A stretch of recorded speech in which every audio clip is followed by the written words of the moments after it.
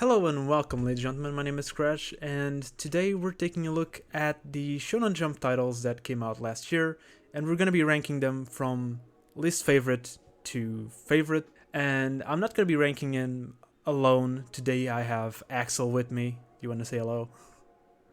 Hello and happy 2022.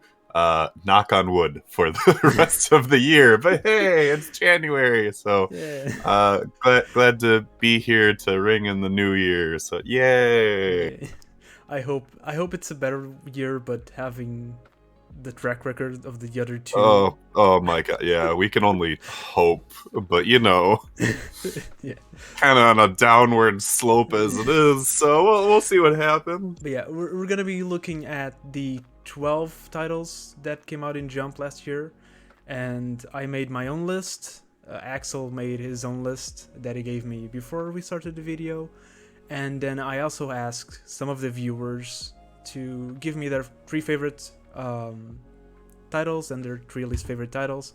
Then I made a list from that, and then I made an overall list, which is what we're gonna be looking today.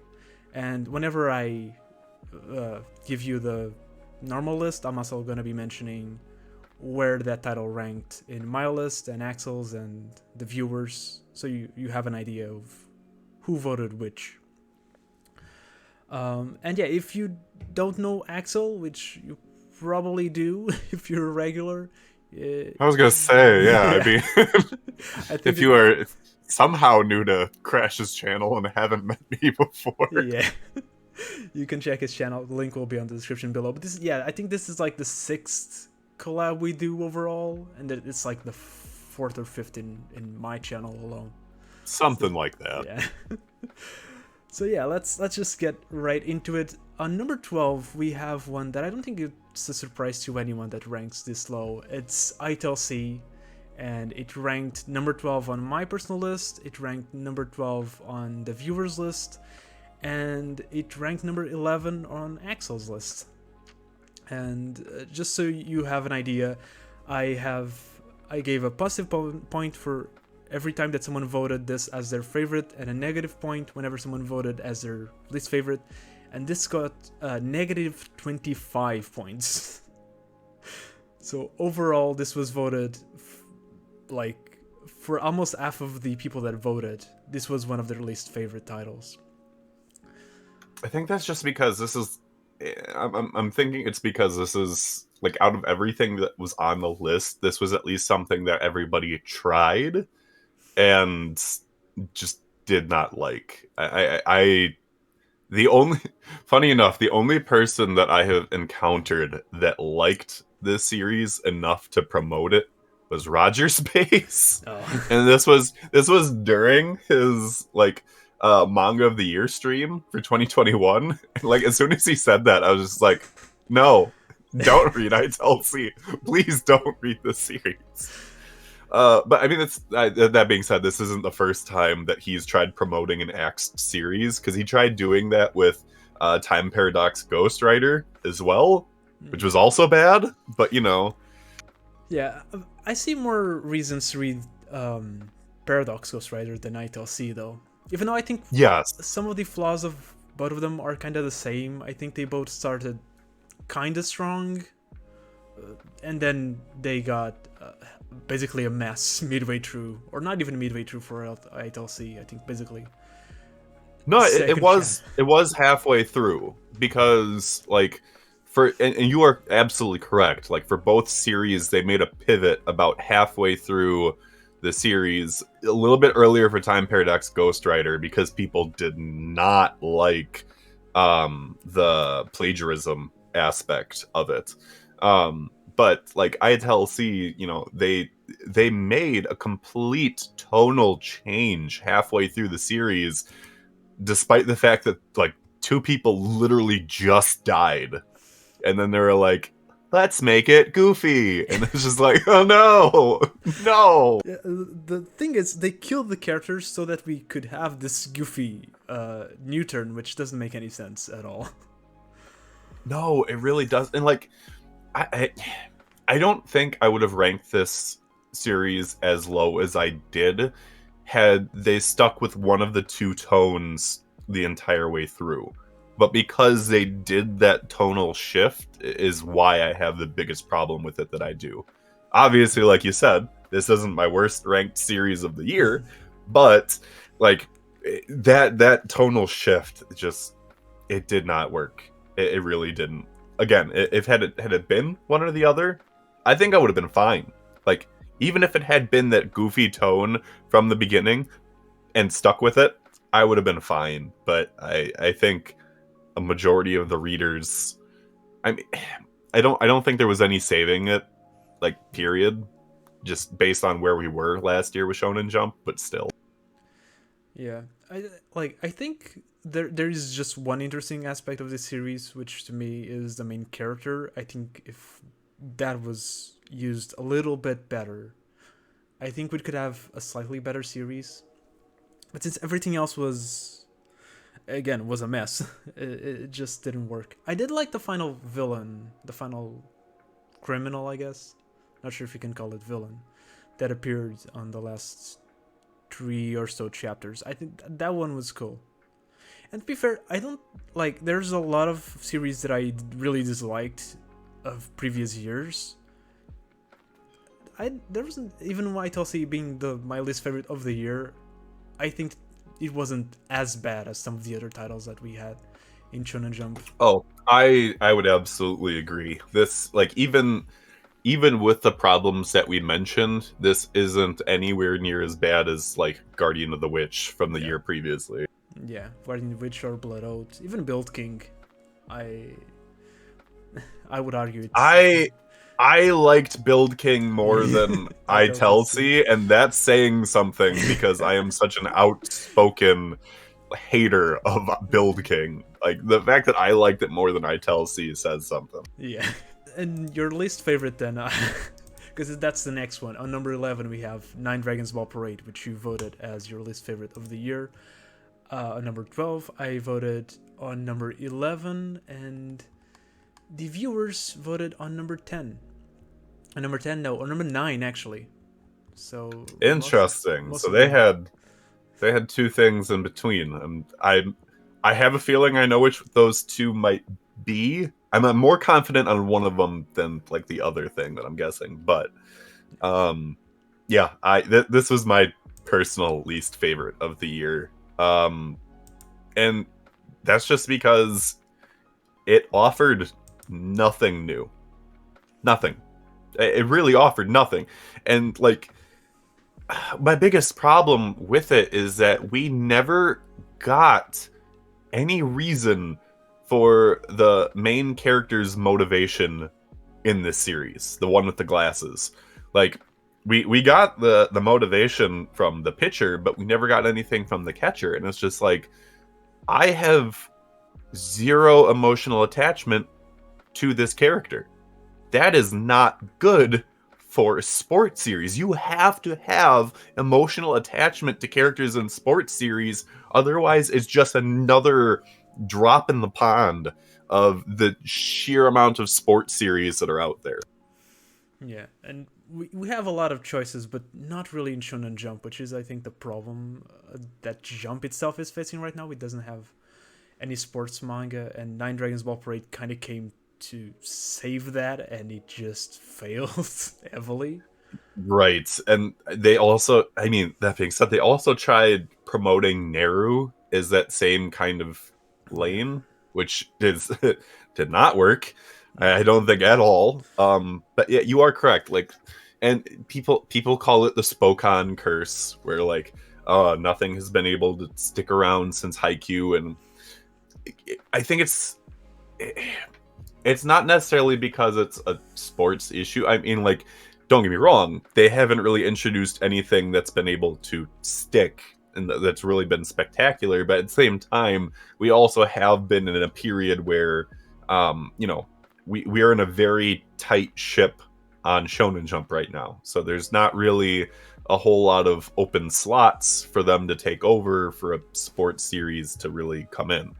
I mean, that being said, it's not like they've really, again, given us anything to be like, wow, this is the sports series that needs to be in Jump. especially when that seems to be something that like other magazines are offering in comparison right now.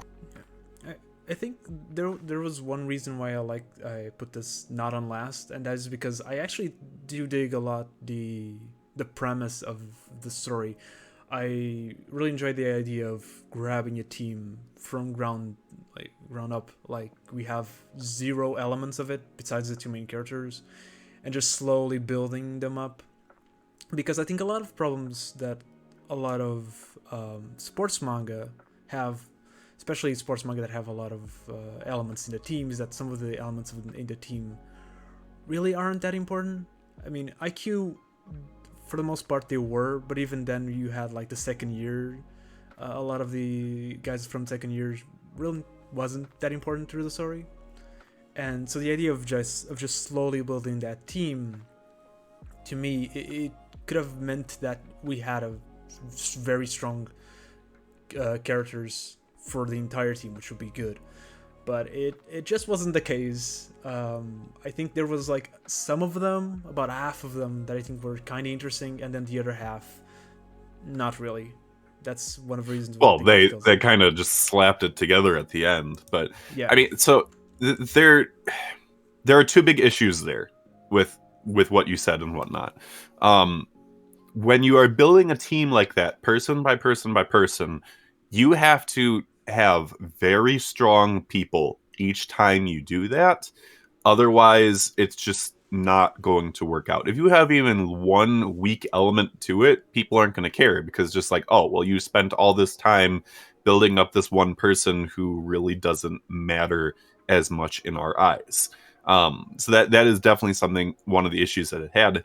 The other big issue is that as a sports series, you are writing your own death wish if you do not play the sport, within so many chapters. Like, they played like an actual game of baseball in the first chapter, but then for several chapters after that, it was just practice. They didn't play like an actual game or anything again. Like, I am fully convinced that the only reason why that they played a game when they brought in the shortstop was because they were like, oh crap, we haven't played an actual game of baseball since the first chapter. That's not good. You look at any other sports series, and within a few chapters, they have had, at least one game or multiple practice games or like something that allows people to actually see the sport being played. But when you're not playing the actual sport of a sports series, that's not good. So like that was like another one of my complaints with Nine Dragons Ball Parade, that like we didn't get to see that for such a long time after the first chapter. Yeah.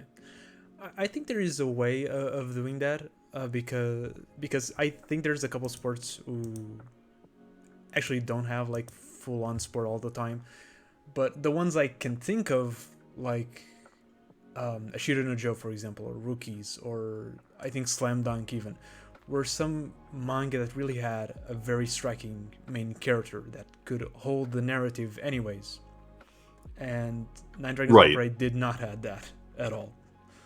Well, and I mean, bringing up the Rookies comparison, I mean, like, that's also a, school life delinquents manga. Yeah. Aside from just being sports. With Nine Dragons, it was a sports manga. So it didn't really have, like a good B plot in order for it to kind of lean on that. Yeah, I'd agree. Jumping to number 10, we have Candy Flurry, which I ranked number 9. You ranked number 10, and the viewers ranked number 11. So this is one that was between Nine Dragons and ITLC. As you probably have guessed. This was the one I was confident was also at the bottom. And my other guess for what's at the bottom, I'm not as confident on, but yeah, I knew Candy Flurry would be at the bottom here. Yeah, I like some elements of Candy Flurry. Mostly the characters. I thought there were a lot of them that were kind of funny, and I liked them, especially one from I think it was called Reset or whatever. I forgot the name. The Rossetti. Yeah. You're talking about the ice cream girl? Yeah. The only characters that I liked were the female lead and the villain characters. I really did not care for the supporting good cast. I didn't care much about the guy with the fork. I really didn't like him. But other than him, I think I liked most of the characters. Right. I think my biggest disappointment with this series is that, like, and this is this seems to be a running issue with certain Shonen Jump series, is that, like, it tried introducing a mystery element at the beginning of the series, which I really liked, and then did nothing with it. It did just absolutely nothing with it. And outside of, like, revealing, like, 12 chapters later, oh, hey, here's the other lollipop user. Like, that was an issue with Hard-Boiled Cop and Dolphin, where they did not stick with that mystery element enough in the beginning, but then they did, halfway through when the damage had already been done.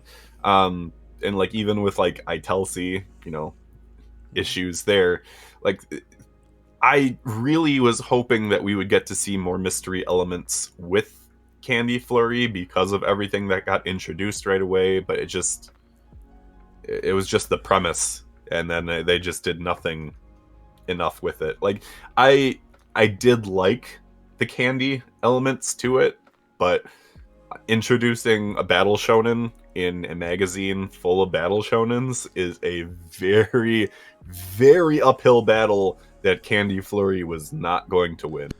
Yeah, especially because, I like the elements of the candies, but on the other hand, this was basically Whole Cake Island. And even that, not as good, right? Yeah, not as interesting as Whole Cake Island. But yeah, the element, like, I never thought that we're gonna have a bigger focus on the mystery of the lollipop thing until the end, which is kind of what happened. Of course, we got X, so it was very, very anticlimactic. Right. Well, I'm not just talking about, like, the lollipop user. I'm also talking about, like, the Candy Corporation itself. Oh yeah. Which again was also shoehorned in towards the end, of, like, how they were experimenting on people. But it's just like, okay, well, I kind of wanted to know more about, like, the evil Willy Wonka or whatever that decided to make this place in the first place, or if they were actually a good person and then the other people in the organization were bad or whatnot. But again, that was me just kind of being hopeful for stuff that was different, when that is in no way what we got. Yeah, I agree. I did like the fact that towards the end, though, she was just like, if there is no limits to what I can do with lollipops, and all that matters is that there's a stick at the end of whatever the lollipop is, and then just makes a freaking mech. Yeah. Like, I was just like, holy cow, this is actually hilarious and interesting. Like, I want more of this. And it was just like, no. Like, that's the end. Yeah, I mean, I kind of wonder if that was a thing that the author planned as a later power-up, or if it's just something like that he just made up because the manga was getting cancelled. Screw it, it's over. She can make a giant robot and call it a lollipop. Yeah, but it was really fun. It was probably one of the most fun parts of Candy Flurry. Yes, absolutely. There's a lot of these things where a manga gets really funny, really inventive in the last couple chapters, which I hate and love at the same time. Yeah, I agree. It's just kind of like, oh, well, it's ending, so might as well just throw some stuff out there and just do whatever. And, it works. But yeah, it is unfortunate that, like, sometimes we don't get this stuff earlier on when it could have saved it. But I honestly, looking at this list and how many series were actually cut this year, there's not a lot that could have been done to save a whole lot of things, just given, again, how tight Shonen Jump's roster has been this year. Yeah, I think that's a problem that we didn't had a year ago, and this year it's back to the norm, essentially. Yes. In 2019, that was the year where a lot of stuff ended. That was, you know, long-running series, so there were a lot of gaps to be filled in the roster, and 2020 was the year where a lot of those spots were filled up, and like we had a few spots still left at the beginning of 2021, but we both know like which 3 series are the ones that really took the, you know, the secure spots in the roster and which ones didn't. Yeah. I think there was 4 when I was making this list, from the viewers at least, that I could really tell that these were the ones that everyone was liking. And we'll get there. But on number 9, we have Protect Me Shugomaru, which you voted on number 9 as well, and the viewers voted as number 10, so this is the other one that was in between Nine Dragons and ITLC. But I voted number 5 because I really am enjoying I really am enjoying the series. I figured you would have this one higher. Yeah. I just based on everything I've seen you say about it. But this was the one that I was kind of iffy on. I was just like, okay, I think this is what people are putting down here, but like there were like 1 or 2 other series where it's just like, you know, the voters might have, you know, put it lower, but no, this is the one at number 9, and in my opinion, it deserves to be down here at number 9. Yeah. I've softened up to it a little bit since then, but it deserves to be towards the bottom here. I really like it, but I think it could have been lower on the viewers list if more people had checked it out, because I think we got 10 negative points, or the total was -9, and I was reaching, I think I was on the last 3 or 4 forums that I was looking at, and nobody had voted Protect Me Shugomaru as one of their 3 favorites, and it was the only one that hadn't a single person voted, and I was getting kind of sad. But then almost towards the end, someone had it, so it got -9 negative points, which Candy Flurry, for example, had -18, and that's the entire gap between those 2. Oh, absolutely. I mean, like we are absolutely at that point where we're about to get into like the positive numbers, just because, I mean, if people could only vote for their worst 3, we've more or less already discussed the 3 that were going to get those votes. Yeah, because Nine Dragons' Ball Parade did get more negative votes than Candy Flurry, but it also did get more positives, so that's why it got higher. But yeah, I really like it. I think it's no secret that I like comedy manga. I've like Gravity Boys and Roboco and Hardball and Dolphin, the comedy parts. I also like them. I don't know, it made me laugh. I think part of it is another thing that people also hate on it, which is the art style, because some of the faces, like some of the reactions, really make me laugh a lot. And like the last chapter, the super monkey ball part where she just beats every football player with the ball. I don't know, it's just the way it's drawn. It makes me laugh, and I have a problem with it. I think it will get repetitive. I think it's going to happen the same thing that happened with Moriking, which I was very positive towards the first half of it, and then I slowly got kind of tired of having essentially the same joke. Yeah, I think that's going to happen in Shugomaru, but for now, with only 6 chapters, I think it's 6 chapters out, I am quite positive with it, so number 5 for me. So the one saving grace for Protect Me Shugomaru for me is /Takizawa. Like that robot character is literally the one saving grace. I was just like, you know what, you're okay /Takizawa. But like, other than that, it really has gotten repetitive already for me. Yeah. I don't know. It's just one of those things where it's just like, it's the same running joke every time, where it's just like, oh, he's doing things that are hurting her but trying to protect her. Like, it's one of those things where it's just like, you can only do this so many times before it's like, all right, it's the same thing. I had this exact same problem with Witch Watch, at one point where they decided to just really phone it in on the student council stuff, and I was just like, oh my god, please stop. Please stop. At Like, least that but was not 3 chapters, I think. 2 or 3. It wasn't too it much. was 2, I think, but like even then, like the second chapter was just wholly unnecessary. But I digress. We're talking about Protect Me Sugamaru. The Yu-Gi-Oh card thing totally threw me off. I was just like, oh my, we're doing this. We're actually like showing like just full on Yu-Gi-Oh cards in this series. But then I was just like, okay, well, this author is also the one that made a One Piece parody series on Jump Plus, and it's funny to me. Somebody else pointed this out online, but they were like, yeah, the editors at Jump were like, hey, don't stop your other series like completely. Like you could always go back to it, and it's just gonna like Yeah. you already know what's gonna happen then, so okay. Yeah, I don't have many hopes. But this is actually one of those manga that I don't even mind if it gets cancelled early, because it's not one of those series that really needs to go long. No, it's not going to. It's probably not. This is definitely going to be one of those series that makes it to like 18 to 22 chapters, and that's going to be it.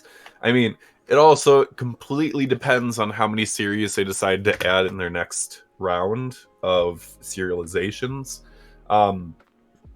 The 12 number is about what I was expecting, because I mean, you know, once again, people don't understand how Shonen Jump works, and like when the magazine is full, it's not like they're going to introduce a whole lot of series in a given year.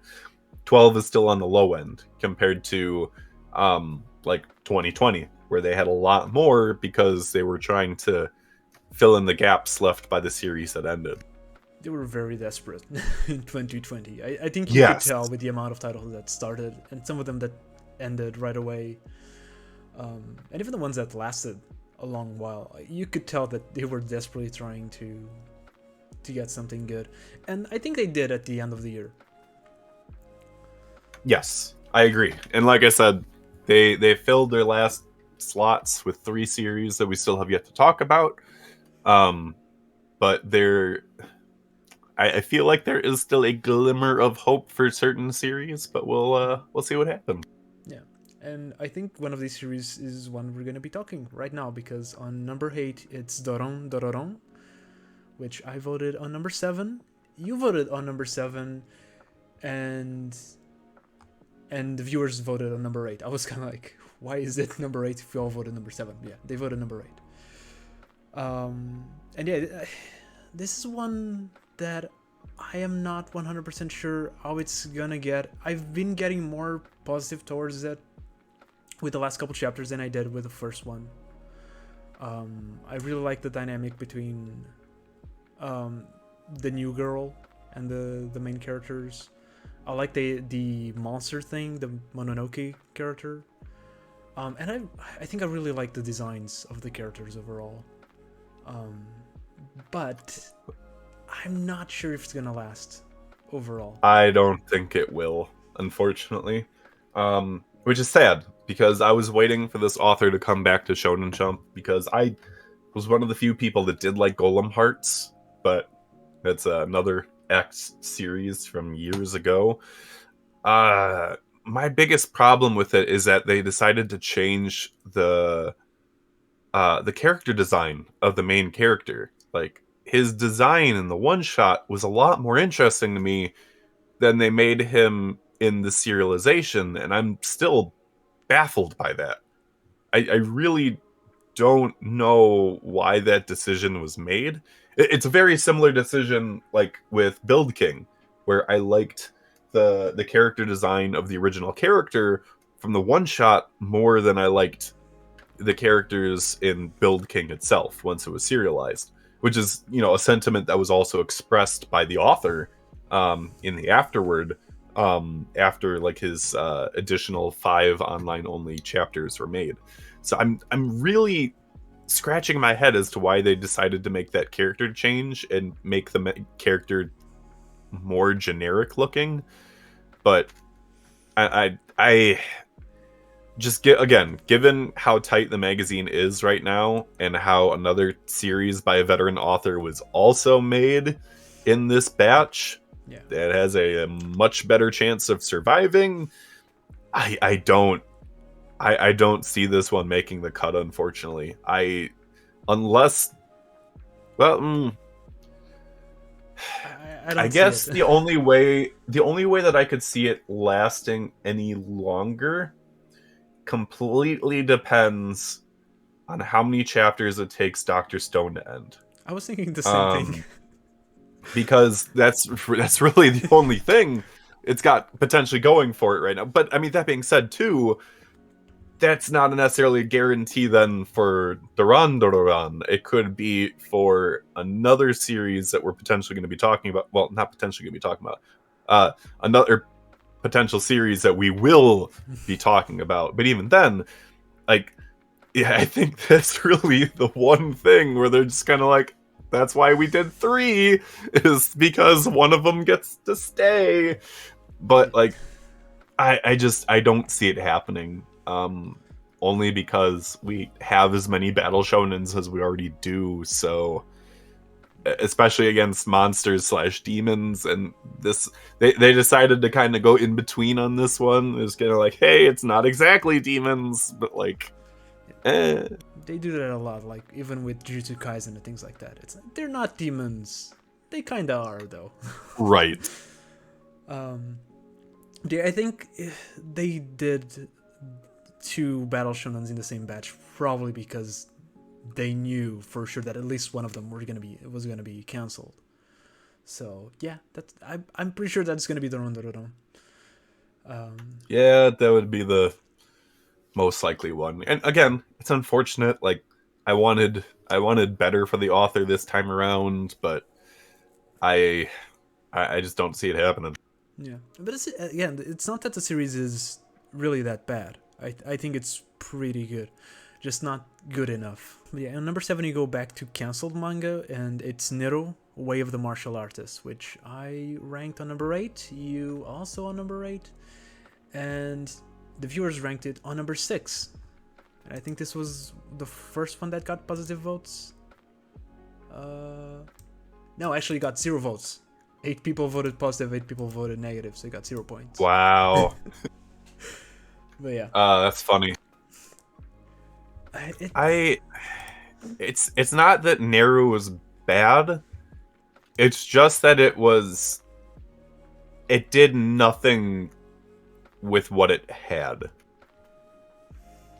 I agree. If that makes any sense. No, I understand and I agree. I think part of the problem is also that the very first chapter, you don't really understand where the manga is going. At least I didn't. If you go back to the first chapter, you don't understand that this is gonna be like a school manga, it's like sports right thing. It just doesn't feel like it. It feels more like something like a more grounded Baki or something like that. And then we move into the school part, which it took me a little while to get, because again, it wasn't what I was expecting. But once I did warm up to it, I started enjoying it.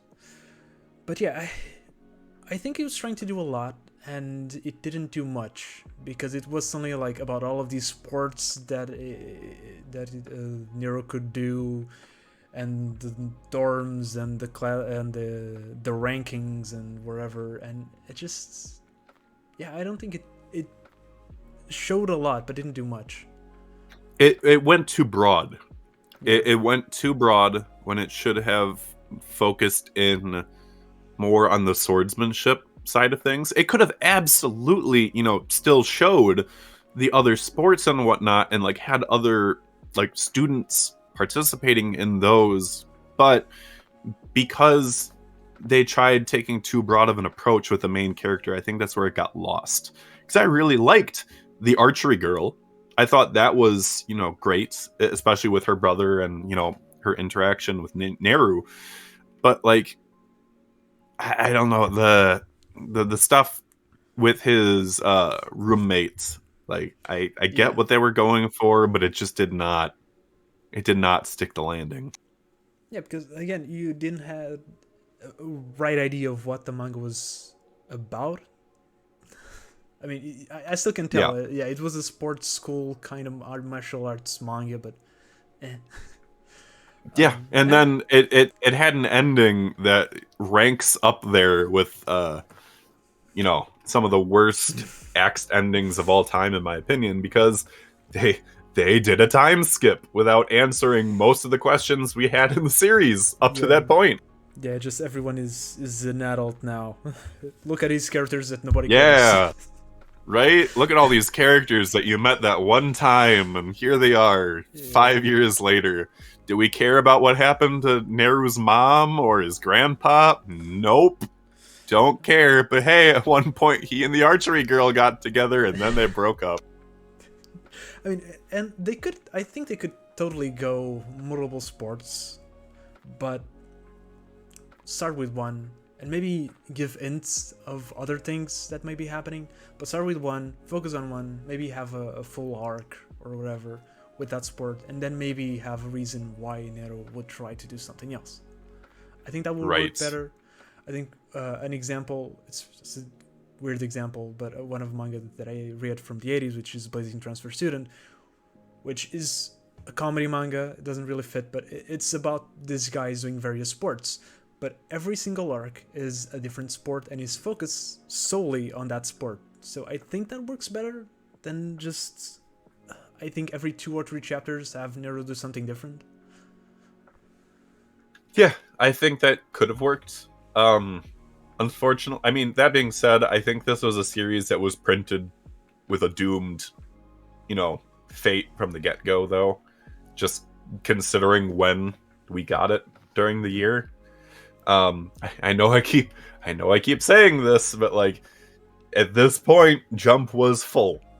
Like every slot had been taken, and unless it was going to take the spot of something else, which Jump clearly did not want to do, like it wasn't going to go anywhere. Like if anything, the series that got printed alongside it was the one that people thought was going to stick, but did not. No. So it's unfortunate, but like I think this was one where it was just like this was never going to go anywhere from the get-go, unfortunately. Yeah, and talking about that series, on number 6, it's the Hunters Guild Redwood, which the viewers voted at number 7. You voted at number 4, which I thought was pretty high because I voted at number 10. This was it was a mess to me.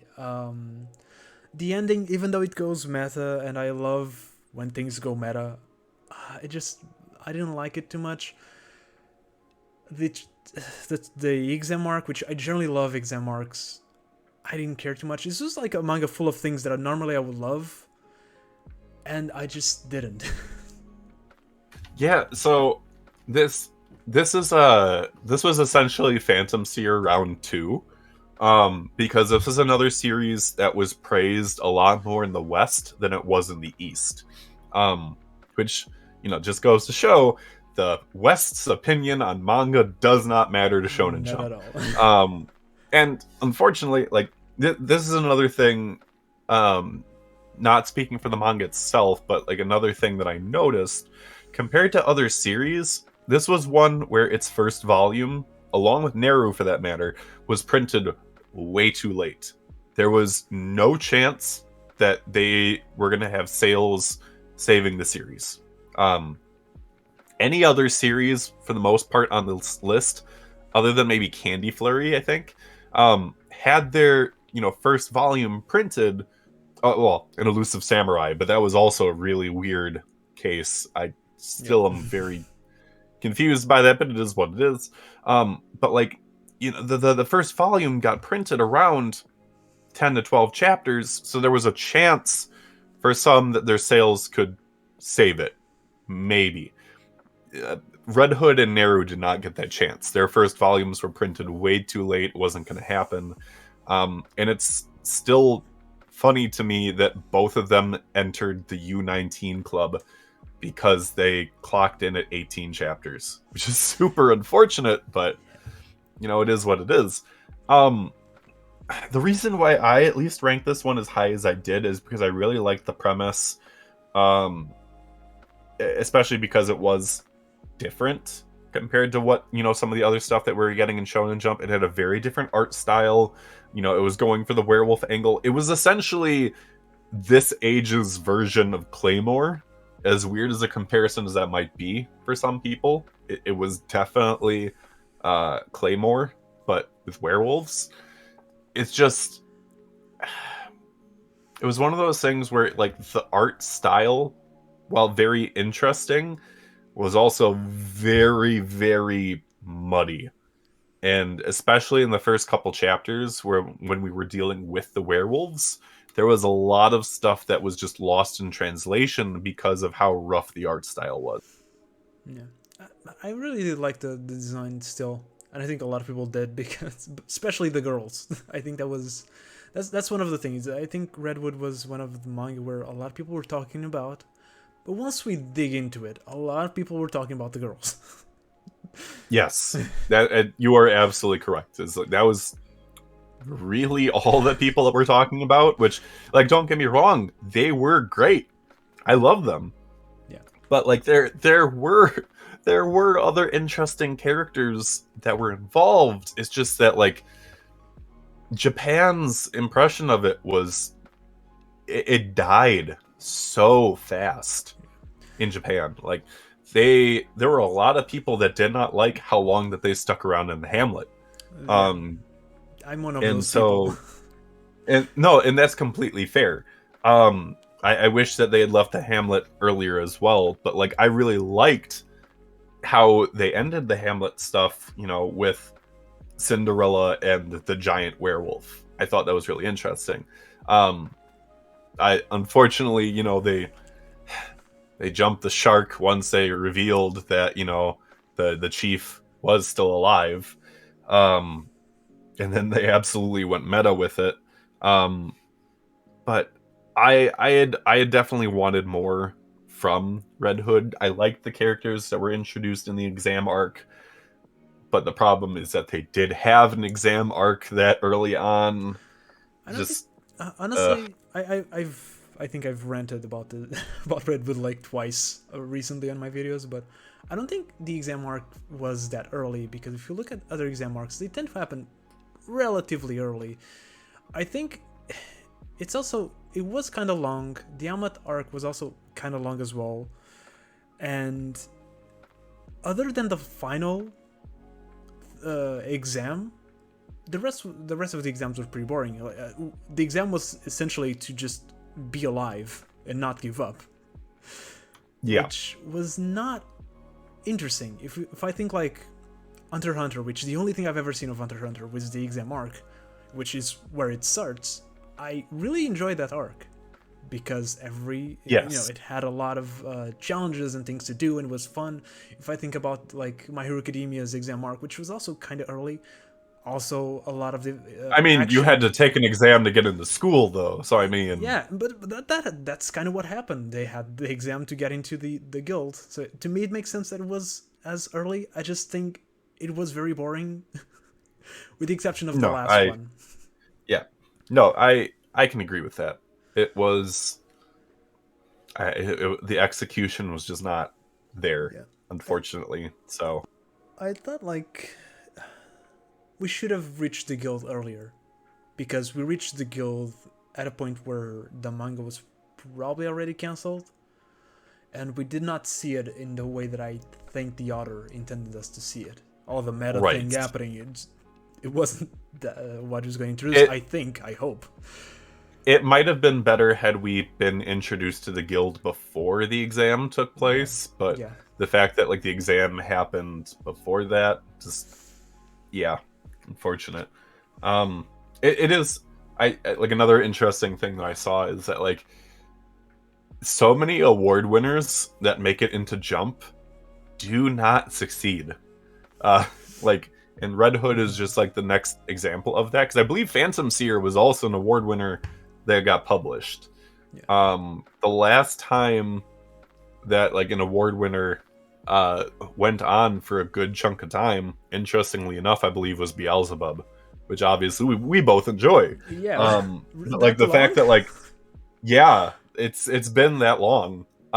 Which Damn. I don't know. I think the big problem is that they keep printing these award winners at the wrong time, and that's a big part of the reason why they fail.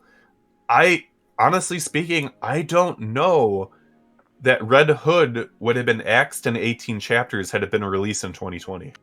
No, I don't think it would. I don't think it I would. think it actually could have survived. I think they would at least wait a little bit longer to get the sales of the first volume, and Right. yeah, probably would have lasted enough that we'd reach the guild, and maybe things will get better from there on out. Sadly, we will never know. Exactly. So I think all that's left are manga that is ongoing right now. Yes, everything else at this point is still ongoing. Yeah. So on number 5 we have the very nicely named PPP, which I voted on number 6. You voted Isimo, I believe. I might have Yeah. forgotten an EC, but Yeah. I voted number 6. You voted number 5, and the viewers voted number 4. So it was kind of in the middle for all of us. Even though I voted number 6, I really like it. I actually really do too. Do you think it's gonna survive though? That's my question. So that's the thing, is that like, oh my god, it I don't know that it will, because I don't think Dr. Stone is ending in 10 chapters. No. Is the thing. Mm. Like, Dr. Stone, it's absolutely plausible for it to end in 20 chapters, but not in 10. And that's the thing, is that like the next round of axes is coming in I want to say 5 weeks, I think. I'm trying to see how many we don't chapters have any, like, confirmed.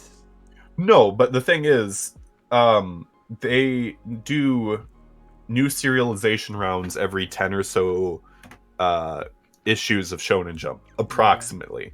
And Duran Duran is already at 5 chapters, is the latest one.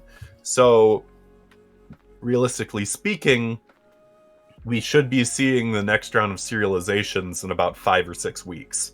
So, because of that, unless another series is getting the cut first, I unfortunately think that P6, and I'm just going to call it P6 because that's going to be easier on all of us. I unfortunately think that's going to be the next one to go. Because unless they decide to end another series towards the bottom early... Magu-chan is probably my other choice. Not really choice, but guess. Right, because Magu-chan has had a good run. And it's definitely done enough of the things on its bucket list for it to be concluded and for people to be, happy enough with it. There are a lot of people that have this misconception that like, oh, once you make it to X amount of chapters, you're not going to get axed anymore, which is completely not true. You can be axed into the hundreds of chapters. That is absolutely the case. I mean, but once you do Siren... Yeah, but once you do that, I think you're at least given a more gracious way to go. You're not given the 3 chapters. Right. And that's the thing, is that like Magu-chan's manga sales have never been the greatest, but some of their other, merchandise sales and other things have been good. And the viewer and like the reader results have been good enough for Magu-chan that it's kept it alive up to this point. That's the same thing can be said for Roboco and High School Family.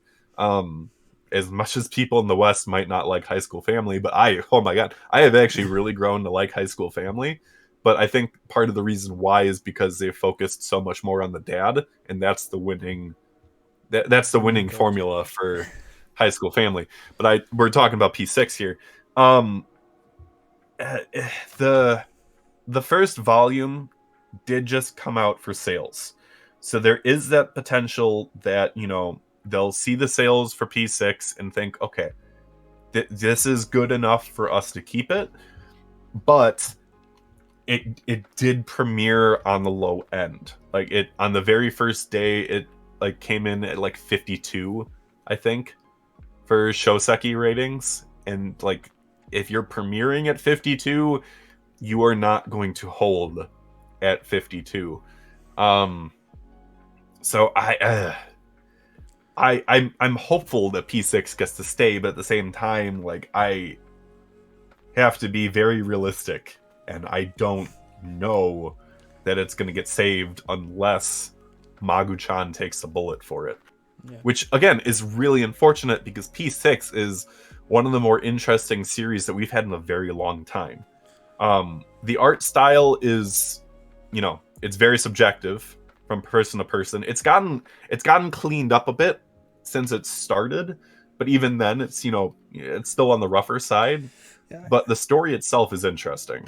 Honestly, I like the art style a little bit. I think, and this is me like looking at potentials and not what it is, but I think this is an art style or a mangaka that if he improves on the art style as he goes on, as it tends to happen with other mangaka, at some point he's gonna have a really, really beautiful art style because it's very unique already. It's rough, but it's very different. It's unique. It has this mix of shonen and shoujo that kind of reminds me a little bit of the Reborn style. Which, if the mangaka gets to have the more or less the talent, which it's a stretch, but of the mangaka of Reborn got, because she at the beginning wasn't really that good either. With the art style that he has right now, I think it could be something really beautiful. As it is, it's agree. kind of rough, but that being said, the volume art for volume 1 is fantastic with Lucky in front of the piano. That is a very, very nice cover. Yeah. But like, again, speaking for the series itself, like, it deserves a spot in Shonen Jump, absolutely. Again, because of just how unique it is. Compared to all the other things that we get in Shonen Jump, this is really a breath of fresh air, and I really do hope that it gets to succeed. It's just, again, we're in that period of time where everything is so tight. Like give it another year, and by the end of this year, Dr. Stone will have ended. In My Hero Academia, it might end this year.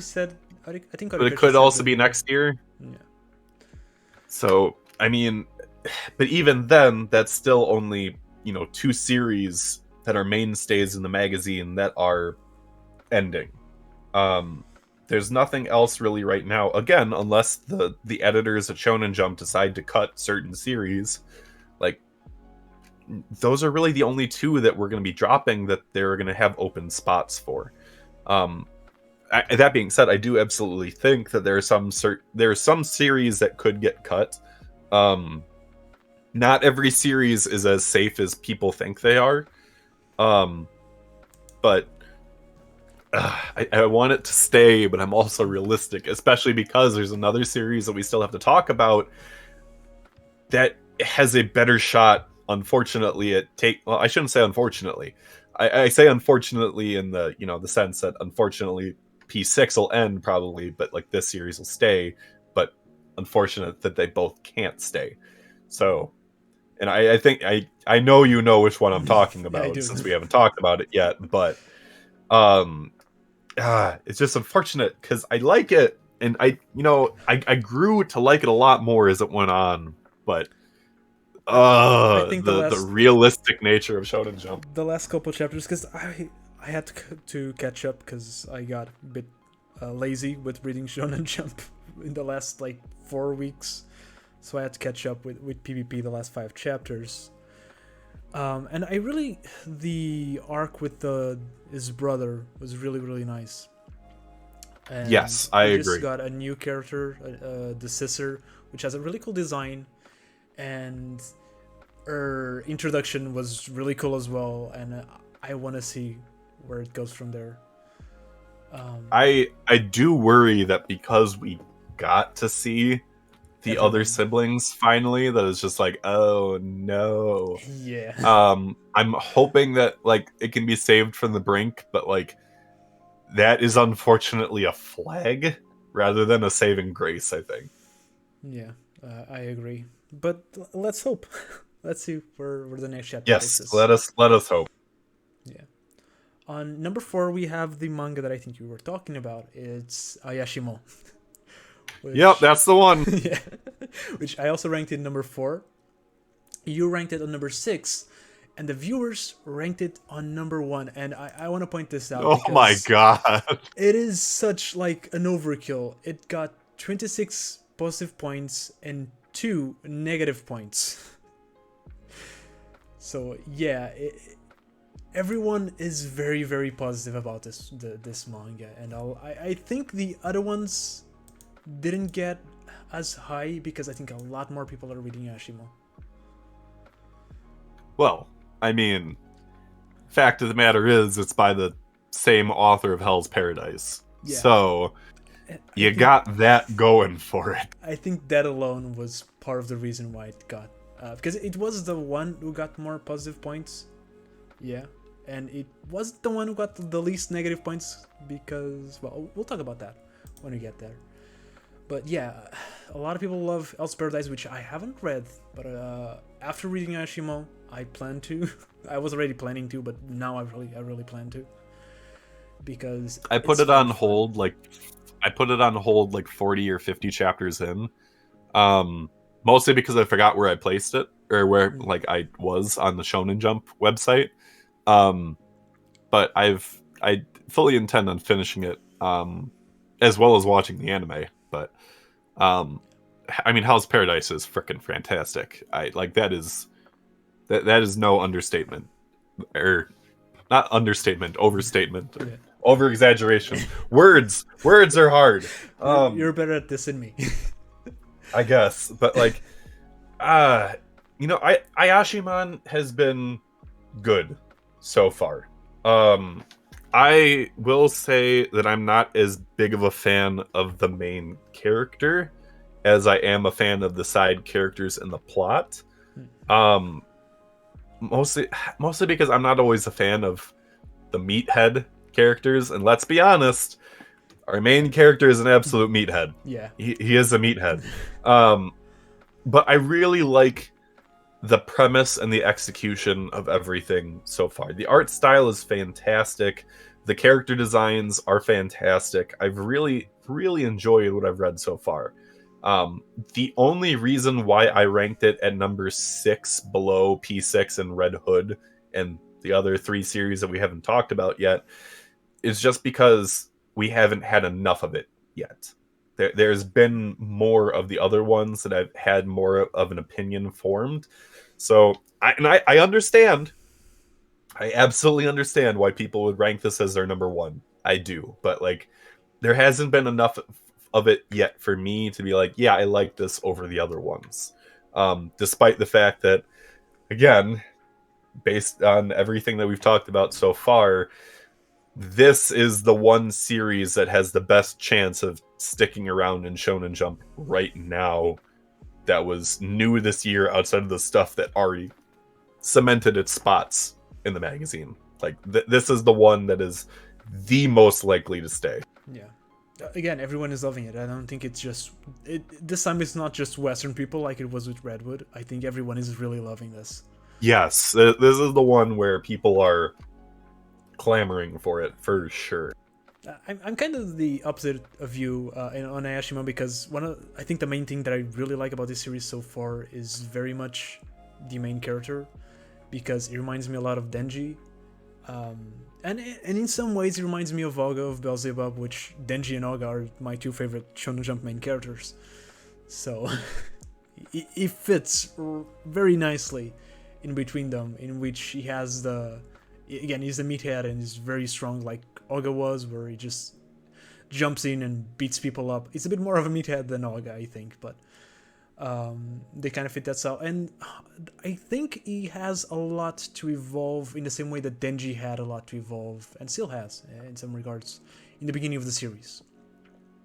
And I'm really wanting to see where Ayashimon takes him, because I think the idea that he has of wanting to be a manga main character and the world that is getting into are very different things, and I want to see, or at least I hope we get to see him realizing that and how he deals with that.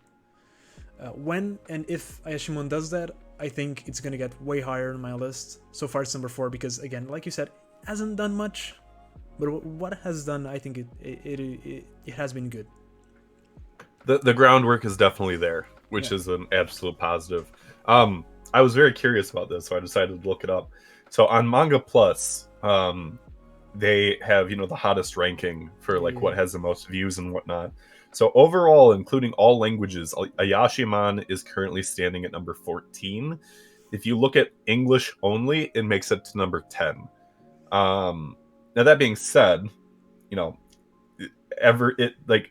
any one of these is always front loaded because almost everyone checks out the first chapter, which is also why you can see Dororan at 17 on the list. That is not going to stick around at 17. I can guarantee you. But that just goes to show how much of an impact it's already had from the get-go. So I'm very excited for its future. Especially because, again, if there's one series I can be confident in going the distance, it's Ayashimon at this point. It's going to be a mainstay. Realistically speaking, this is the series that's going to take Dr. Stone's spot with a permanent spot on the roster. Just, again, realistically speaking, based on when Dr. Stone is going to end and when the next round of serializations is going to begin. So we'll just kind of have to wait and watch and see what happens. Yeah. I also just want to add that the last villain that they introduced is really, really cool. Yes, I agree. Oh my gosh, that is a good character design right there. Yeah, not just character design. I think like the way he goes around and the way he tortures the other Ayashimon. Because again, one of the things that we got from Ayashimon is that they really didn't felt any sense of, not any sense of pain, but there wasn't really any repercussions to their deaths. And so this guy just comes along and is like, I know that, so I'm just gonna torture them. I'm gonna make sure that you stay alive in the most painful way possible. Yeah. I love it. Yeah, moving into the last 3, this is the top 3 of both me and you. And on number 3 we have The Elusive Samurai, which I voted on number 3. The viewers voted on number 5, which is why it's lower, because you voted number 1. You're damn right I voted at number 1. It's really good. It really is. I think the reason why I didn't vote at number 1, and now that I'm looking at the list, maybe I should have voted number 2, but it's done. It's because I think it sometimes can get a little bit messy. I'm gonna be honest, sometimes I lose track of what exactly is happening, especially following it week to week. All the characters, the villains, the strategies, the wars, the battles. Sometimes I'm not the smartest guy. Sometimes I'm not following it really that well. But when I am, I'm loving it because Matsui is just one of my favorite mangaka, and he's doing a fantastic job with Elusive Samurai. It's not up there yet with Nero to me, but I think it may have eventually may have the chance to be. I don't know that for me personally it will ever beat Assassination Classroom, just because I like Assassination Classroom as much as I do. But it's no exaggeration to say that Elusive Samurai, had the biggest debut in Shonen Jump this year. And it has the sales to back it up. There's only one other series, which I'm guessing is number 1, since Elusive Samurai is not number 1, and there's no way in hell the other series that we haven't talked about is number 1. I just don't see it happening. This definitely had the biggest sales, and again, I'm baffled as to why they decided to release volumes 1 and 2 as late as they did and back to back like they did, but the sales for them were insane. Like volume 1 of Elusive Samurai cracked 100,000. And that is a very big deal for a series to make that much. Just because it's a lot more common for like a quote unquote hit new series to debut with like 40 to 50,000 volumes sold for the first one. Especially like when you look at like series from like Weekly Shounen magazine, or again even with Shonen Jump, like some of the other series that were, you know, quote unquote hits, like Sakamoto Days and the other series that we haven't talked about. That's not the other big series that we haven't talked about. Like those are series where like they debuted with like, you know, 40 to 50,000 in sales in comparison. So the fact that Elusive Samurai cracked 100,000 with its first volume is absolutely insane. And volumes 2 and 3 have sold very well as well. The fact of the matter is Japan loves a well done historical drama, and Elusive Samurai does it in spades. By, you know, making what is actually history that you can totally be spoiled about if you go on Wikipedia, like I did. Like it's really well done. The characters are done in Matsui's style, and they're really well done, especially the villains. Like the way that he makes these human characters into grotesque monsters at times is really, really well done. And I love seeing the various interactions between the characters. Like you said, there are times when, especially when we're like, it's a free-for-all kind of thing where like it gets a little muddy and hard to follow at times. But when it focuses in on the character-to-character interactions, I think it's really well done. Yeah, that's my favorite parts as well. About what you said with the villains, I really love it because to me that was one of the strongest parts in Inogami Nero, was all these kind of monsters and disgusting things that he could draw, and then I don't think he did much of it in Assassination Classroom. Nope. And the Elusive Samurai, at first glance, it seems like a place where you won't be able to tackle on that either. But he found a way, and I love that he found a way, because it's one of the best things he can do in the Arsal, at least.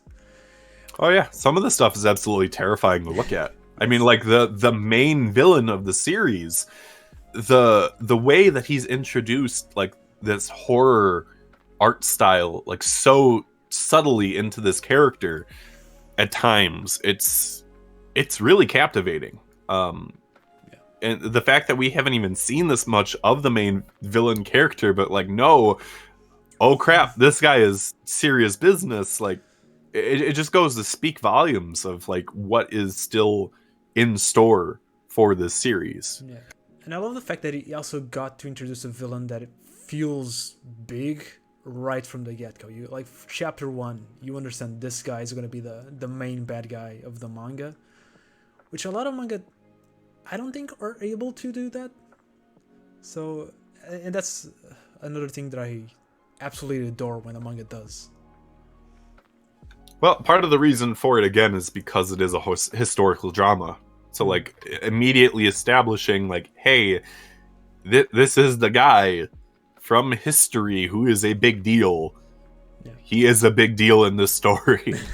But again, I have no idea of the historical context. Or I have some idea of the historical context, but I don't know most of the characters, or I haven't studied anything about it, and I still got it, which is very good, because you don't want a manga that you can only enjoy, or a historical manga you can only enjoy if you know the story behind it. You want a manga that also... Oh, yes. I was going to say, you want a manga that is available, or that everyone can read and enjoy regardless of their knowledge. That's basically what I was going to say. Right. I was going to say, like, it does help for historical context that every chapter title ends in the year that they are in the story. So it allows you to really, it helps to match up what is actually going on in history. So I think that is also a really great detail. Moving to the final two, I think you already know the order. So, but number 2 is I'd Witch be Watch. shocked. Yeah, there we go. So Witch Watch got number 2 from me, number 3 from you, and number 3 from the viewers. So this is kind of because of me, it's above the Elusive Samurai. But yeah, other than there's some chapters here and there, like the one you mentioned with the student council, that are not as good or not as funny. I think for the most part, the way that it does the magic and everything, it tackles on very imaginative concepts that are really good for like a one-off or sometimes 2 chapters. And then when it moves to more serious arcs, or not more serious but more bigger arcs, like the one with the werewolf and currently the one we have with the vampires, I think it is really good. It has the ability to, if it wants, to shift into a more battle shonen-esque manga without any problem. I agree. And absolutely its strongest point is its characters. The characters are all really interesting. They all have their quirks, they all have their pros, they all have their cons, including Khan. That was just like, haha, joke, pun on name. Anyway,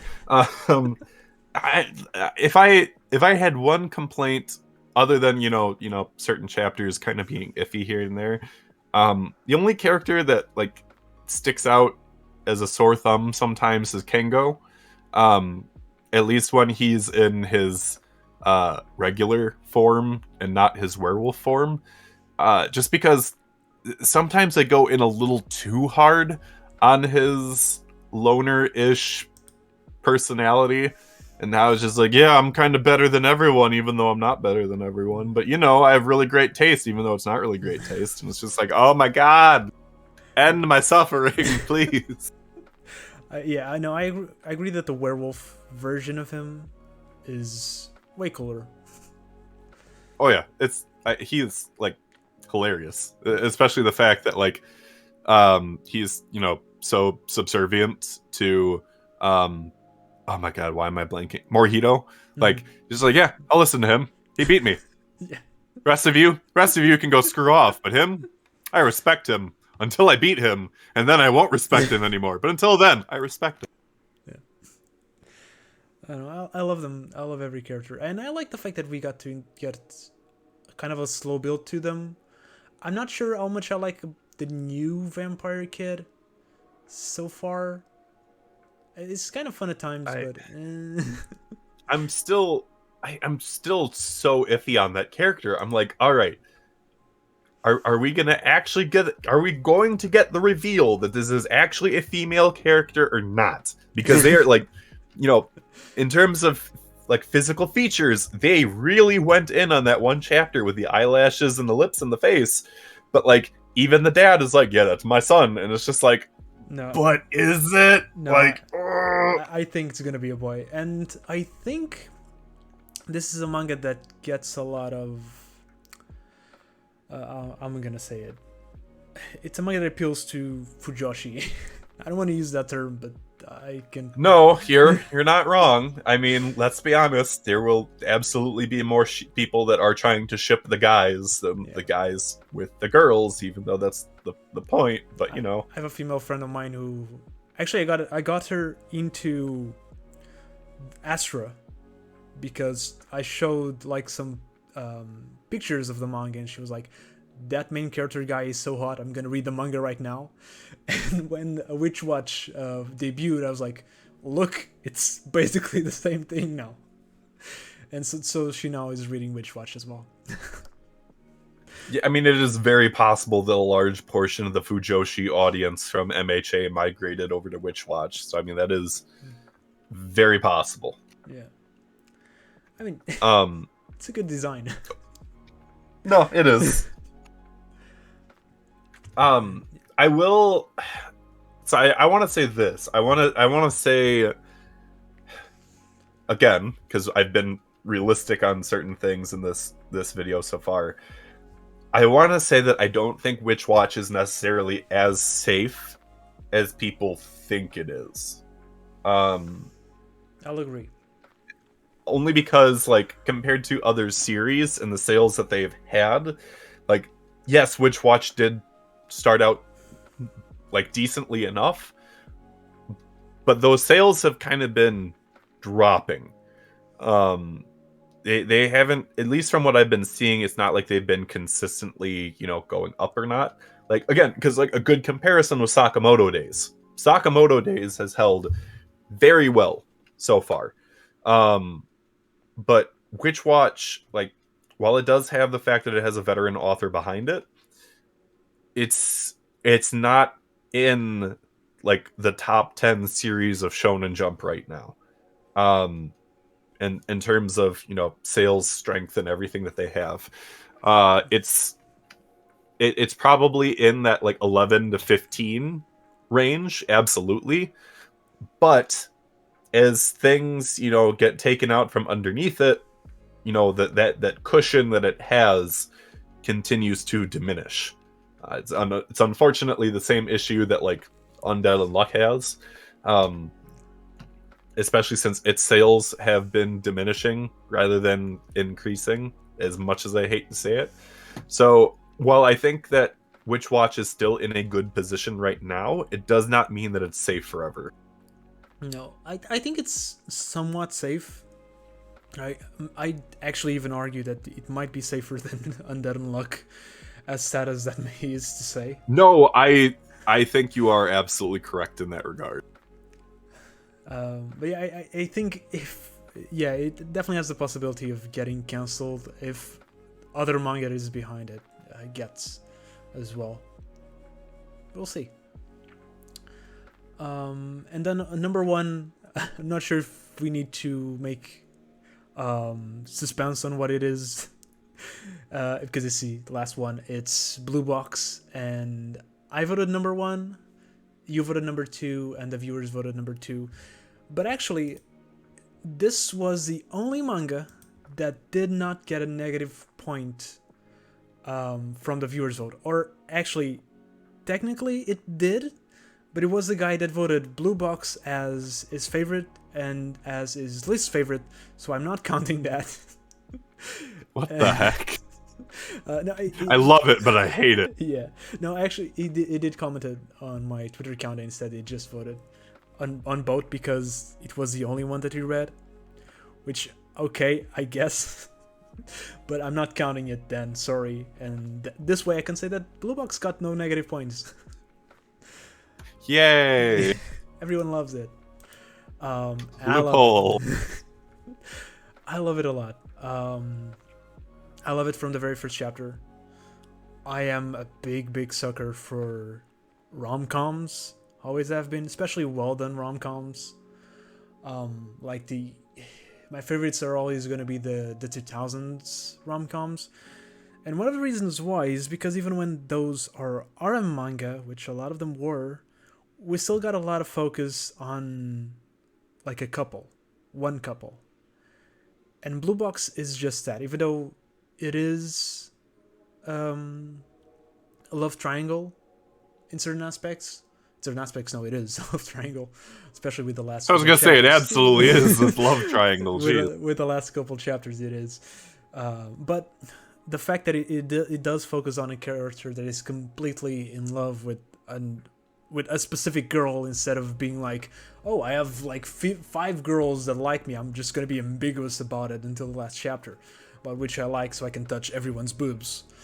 I love that Blue Box is very focused on this guy completely loves this girl. It's very wholesome, very cute. And even though I am like completely rooting for the main couple to get together, whenever I see the other girl, like those moments like the last one where he left and found, I blank on everyone's names. So hope you follow me. But the main character meets the girl that he lives with, and the other one was left behind looking at the fireworks or waiting for the fireworks. it still breaks my heart. I am 100% invested in the story and all the characters. And I love the little elements of sports manga that we get, even though it's not fully fledged. I don't mind it because I don't think it is the point of this manga to go completely the sports manga route, like somehow High School Family is kind of going. I don't think Blue Box is that kind of manga. So, in a way, I am very much like the guy that voted both yes and no for Blue Box. And I'll explain my reasoning. Overall, I really do enjoy Blue Box. Like you said, I am also a very big fan of romance series, mostly rom-coms over just romance series. And I, more often than not, I actually find myself enjoying Weekly Shounen magazine because of how many rom-coms and whatnot it has. With Blue Box, it does a lot of things right. I like you said, I do enjoy the fact that like it's mostly focused on the love triangle rather than a harem of characters that the main character is only going to pick one of them anyway. The art style is great. The two things that I got to pick apart would be the fact that like for anyone that thinks this is going to be any different from your run-of-the-mill romance series where the main character like doesn't pick somebody until the very end, it's going to be that. Honestly speaking, it's probably going to be another one of those series where they don't get together until the end of the series, because if they if they get together partway through, a lot of the people will drop off at that point because a decision has been made.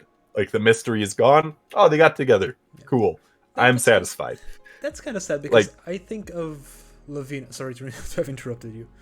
No, you're fine. I think of Lavina, and in Lavina we get them together at not really at half point, but like 4 volumes or so before the manga actually ends, if not more.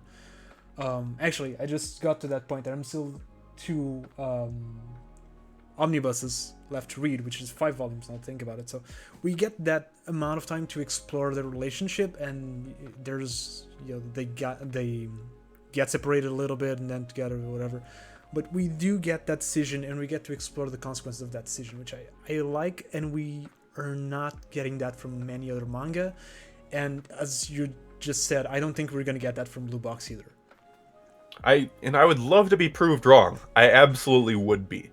Like it absolutely could happen where they get together earlier, but it just does not give me that vibe, especially with how many chapters in this series so far we've ended on a freaking cliffhanger again and again and again and again. Like that's how they get you. It's just like, oh, you keep wanting more, so you have to keep waiting. Like that's just how it is. I will also admit I am not a fan of how they have handled the sports aspect of this manga. I went into this expecting that there was going to be, at least more equal representation of sports with the romance side of things, only for that that reality to come crashing down with the frickin' badminton tournament. Oh my god, I was so disappointed with how that just they rammed right through it. They were done with it in like 3 chapters, and I'm like, are you kidding me? This is it? We've had all this buildup only for it to just end like that? No. Like we're still getting stuff on the basketball side of things, but like I'm just really disappointed by that. And like I get it. At this point, I get it. Like they're wholly focused more so on the romance side of things, and that the sports are just a vehicle of some sorts. But like it is really disappointing to me that they could not give more love to the sports side of things. Like it really does disappoint me. Because I think it would have been that much better, in my opinion, had it done so. It does really well. And obviously, sales-wise, dear God, this is probably the most successful romance series Shonen Jump has had in forever. But like, I'd be lying if I said that didn't disappoint me. Yeah, I know. I mentioned that, but I remember I'm not sure if I joined the discussion or not. I remember you were discussing with someone either on the Discord server or on Twitter, and I was just reading it. Oh, I was probably arguing Poxel. Yeah. Oh yeah, that was it. In a group chat, and I don't think I joined. I think I was just like there with a snack, watching you guys go at it. Yeah. But yeah, no, I wasn't really disappointed because I didn't went into Blue Box expecting a sports manga. So when that happened, I was like, oh, I wouldn't mind having seen more, but I get it and I'm okay with it. But I understand how someone like you would be, like someone who's expecting this to amount to a little bit more and then it doesn't, to disappoint you. Right. And like you joked earlier, we've been getting more sports out of High School Family lately than we have out of frickin' Blue Box. Which, don't get me wrong, has been great. I have loved it. I have loved the volleyball stuff that we've been getting in High School Family. But like, I would kill for more. I would kill for seeing an actual game played out rather than just like 4 pages and then a result after that. Like that's not fulfilling to me. It's really not. Yeah, no, I get that. Those are my main grievances. And again, I enjoy Blue Box. I really do. But I wouldn't be true to myself if I didn't lay out, the grievances that I do have with it. But honestly speaking, out of everything that we have talked about today, the 3 series that are the most likely to be able to get to finish out their entire story without, the worry of the axe are going to be Elusive Samurai, Blue Box, and most likely Ayashiman, honestly. Those are the 3 series that have the best chance of like making it through their entire story without any kind of impediments. Witch Watch is, it's there. It absolutely could run its course as well, but like Elusive Samurai and Blue Box for sure are gonna get to finish their story out with no issues, unless something absolutely crazy happens where like the quality dips or something happens to the health of one of the authors. Knock on wood. Yeah. Dear God, please no. Don't. No, but those are the series that are most likely to finish out their runs. Because again, we're in that period of Shonen Jump where we are locked in for the most part. The only stuff that is going to continue forward are the ones that like already have a spot in the magazine or are like just really banger series that get introduced that do enough to beat out the stuff that's already in the magazine. And a lot of stuff already has a very good foothold. Despite the people that, have their grievances against the gag series that we have in the magazine, Japan loves them a lot. So, like, and on top of that, Japan loves consistency, and they love having that state of equilibrium. So the series that we have right now are the ones that are going to be sticking around, and unfortunately that means a lot of the new stuff that does get introduced is going to find the axe.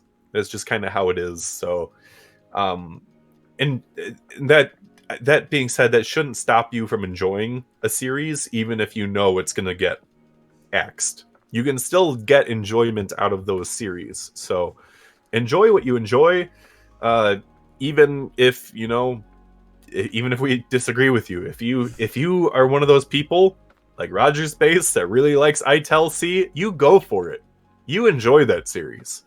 These are just our opinions and like a lot of other people's opinions, but you enjoy what you enjoy, and that is okay. Yeah, I mean, it's totally fine to like a manga that nobody else likes, as long as you like it. It's cool. You do you. Exactly.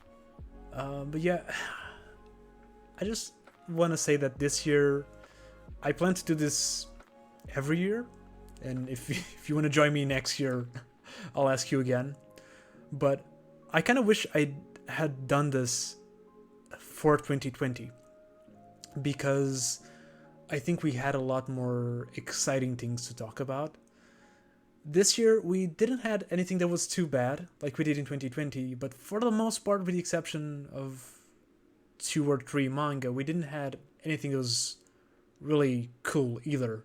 I think last year we had more good stuff and more bad stuff, and this was just kind of like overall, not bad. Yeah, no, I can absolutely agree with that. Like there was a lot of great stuff this year for the most part, but like last year there was a lot more variety and a lot more to talk about. Yeah.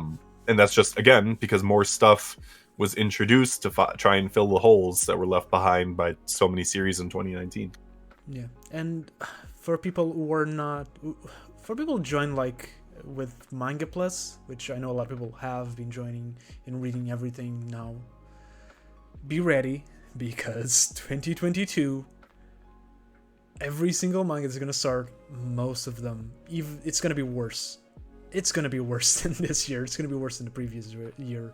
There's gonna be a lot of things that are gonna start and not gonna continue. Yeah, I mean, at the same time, it's more than likely that this year we're probably gonna get 10 new series rather than 12. I think 12 would be the high end, but like we're probably getting anywhere from 10 to 12 series this year, maybe even 9. Just because again, when there's not a whole lot of spots, well, not that there are really spots in the first place to be filled in the magazine, they don't introduce as many new things.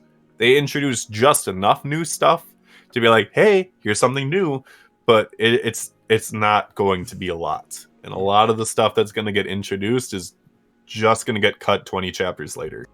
Yeah, it reminds me a lot of like 2019, where if you look back, we had Yuzukuro Family and everything else is cancelled. Sure, some of them lasted a little longer, which is not, I don't think it's going to be the case for next year. But yeah, expect reaching the end of the year with one new series that stuck. Right. That's my prediction, at least. Probably. I mean, like there might be more than one, but it's gonna be tight. Yeah, and yeah, that's it. I think we've talked everything. So if you guys want to check out more of Axel, check his channel out. He also has a video on the best 2021 manga that not that he read, just the best 21 manga that came out in 2021. I mean, I did read them all. Yeah, you did read them all. It would be bad if it would be bad if it was like I didn't read this, but I thought it was the best of the best this year. Yeah. But you are right. I did my best of 2021 manga video after doing the Rogers based stream. So there is a good chunk of the video at the very beginning where I talk about my thoughts of the stream. And if you didn't see that and you have 5 hours of your life that you want to watch, that is on Rogers Base's stream. And I know there were probably several people from your channel that voted for me, so thank you to anyone that did. And if you voted for Crash, you were wrong. No, I'm kidding. You were absolutely wrong. I'm just but yeah, I did my video on what I thought were the best manga of 2021, and I still have another video coming out with my best new manga from 2021. I'm still in the process of reading 100 some series to fully round out my list, but I've got some very good recommendations on I know I'm insane. I absolutely know I am. But I do it for the content. So I've got some really great recommendations from that. There will be one, maybe two series from this video that I will be discussing as well. But there's a lot of recommendations that I have from outside of Shonen Jump, so I hope you all look forward to that. Yeah, please go check it out. I'm gonna leave again a link to his channel in the description, maybe on the upper corner. I still don't know how to tag things from other channels. I did once with Doofy, so I may do it again. And on the left right now, this should be a link to a video, where I go talk about my favorite manga from 2021 that I read. This is the ones that I read, not just that got released in 2021, which is another 40 minutes, which it's a long time. But you've been here for an hour and a half. So. Yeah. And if you watch it till here, thank you very much. And I'll see you next video.